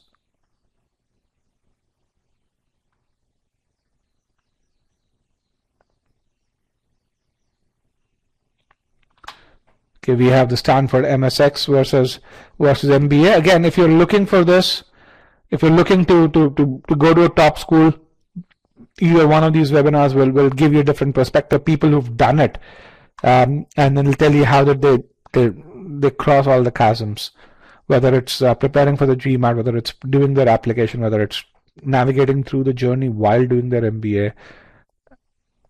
And then we have a free GMAT strategy webinar, which is next Saturday. In this, we go through a length of detail as to how to build that personalized study plan, how to track your improvement, and then what metrics should you follow, and how do you do that corrective action over there. And then next Sunday, we have a geometry webinar. That's April 18th, 7 a.m. Pacific. Okay, you can click on the register now buttons to register for the same. Okay, thank you for that feedback. If you have any question at this point, I'd be happy to take on that question.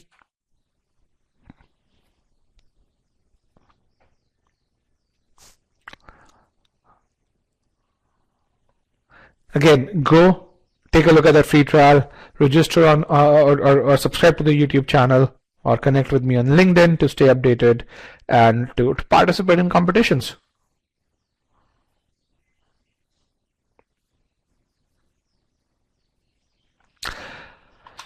All right, guys, with that, have a good day and happy learning.